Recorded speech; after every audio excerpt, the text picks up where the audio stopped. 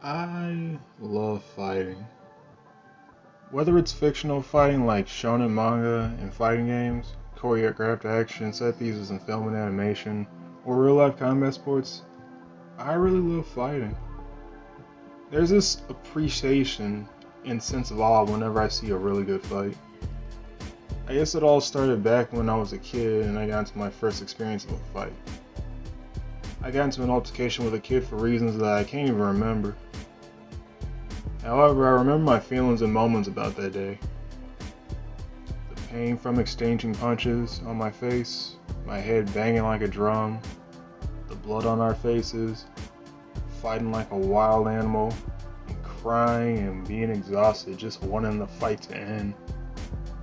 Not only was that the first fight of my life, but my first experience of violence as well. Something that I'll never forget as it is etched into my mind and body. Growing up being physically bullied humbled me and taught me many lessons in my youth. That there are people that will do harm to you for whatever reason or no reason. You're not invincible and bleed just like all other living organisms on this planet. Possibly the most important lesson is that it's okay to fight for the right cause, and that while you may get hurt, you'll heal as well. Ever since I was a child, I have had this instinctive urge for expansion and growth. To me, the function and duty of a quality human being is the sincere and honest development of one's potential. My uncle would be my gateway into the world of fighting. I remember watching a lot of kung fu flicks with him, and those were some great memories I have.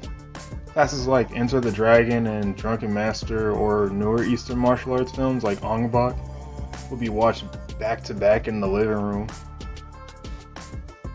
Watching these jaw-dropping choreographed battles with talented stars like Bruce Lee, Jackie Chan, Jim Kelly, Jet Li, Michael Jai White, and Jean-Claude Van Damme always left me speechless and amazed.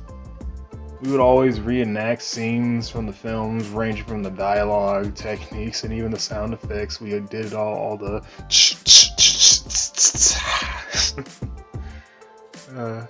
there was a bliss I had from these experiences. It felt holistic whenever I sparred with my uncle. It was at this moment in my life I no longer associated fighting with violence. They're two vastly distinct things. Violence is used to commit harm to another, whether it's for right or wrong. It puts you in a state of survival, turns you primal, and can breed distrust, disharmony, hostility, and hatred. Fighting helps people better themselves mentally, physically, and spiritually. It brings people together, forms connections, expresses individuality in cultures. It allows people to test their mettle and give it their all. From that point on, I learned that fighting is pretty cool and something I learned to love. You were born a winner, but to be a winner, you must plan to win, prepare to win, and expect to win. James Milton, Jim Kelly.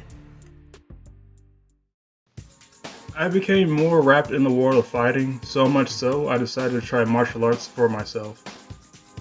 Fortunately for me, I grew up and was friends with plenty of martial arts enthusiasts and fighters. Two of my closest friends trained and are skilled at boxing were generous enough to teach me the art of boxing.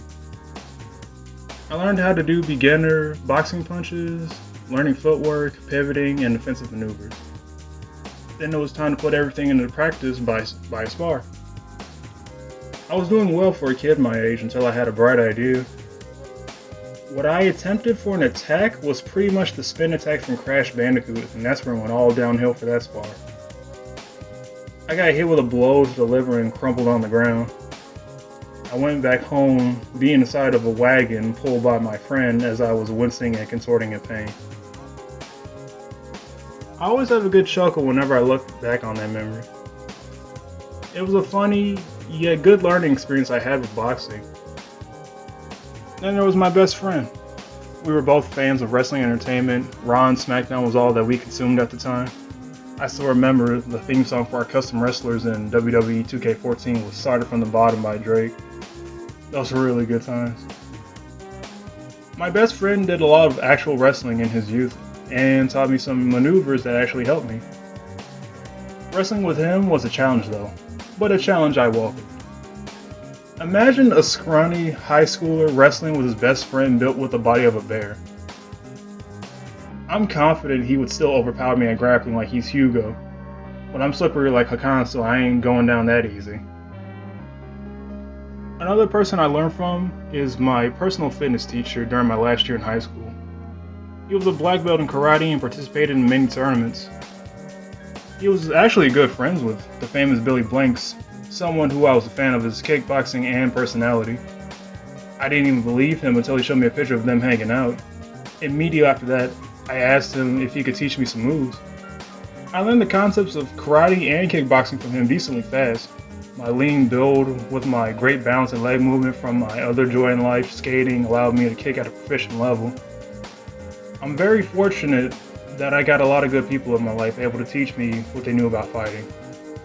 And I'll never forget that. Kids will tell me, oh, I want to be like you when I grow up, you know? I just thought, nah, don't be like me. Be like you. Because first of all, they don't really know me. But second of all, I understand what they're trying to say. Better just let them know. Be like you. Now that I'm in my 20s, my appreciation and knowledge for the world of fighting grew immensely. Always on the lookout for uploads of my favorite combat sports YouTube channels like Chiseled Adonis, Freddy's Modern Kung Fu, Napoleon Blown Apart, Hard to Hurt, MMA Shredded Jeff Chan, Mixed Martial Academic, One Championship, Patty the Batty, Street Beefs, The Modern Martial Artist, the UFC channel, and so many more. Watching fighters exercising and practicing like madmen for hours and their stories of their lifestyles, listening to their origins and how they've risen up the ranks, fighting and persevering through the hardships like warriors, despite the risk of broken bones, organs not functioning properly, CTE, and even death. These people fight every day, not knowing if the next blow they take will end their life. Then combat sports fighters don't even get as much recognition, success, and reward. Although combat sports has grown greatly within the last century, they're dwarfed in the grand scheme by other sports like basketball, football, soccer, baseball, and so many more on a global scale. Up-and-coming rookie fighters having to work their asses off for a chance to get a glimpse of greatness. A lot of fighters are practically required to have another source of income to support their combat sports lifestyle. Then they have to be on their guard for shady and disgusting friends that'll take advantage of them, swindle them, and abuse them, like with Don King, with Mike Tyson, and numerous other fighters, or Joshua Fabio with Diego Sanchez. Even professional fighters don't get compensated as they nearly should be. Constantly are taking hits to their wallets or can't get sponsored due to the restrictive, crazy contracts of the combat sports industry. You have to grind like crazy to make a name for yourself in the business, but even then you may not get far.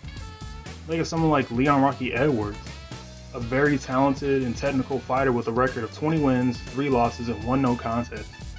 He was constantly getting shafted by the UFC for not being bombastic or flamboyant, and even wasn't well known to the public until later this year.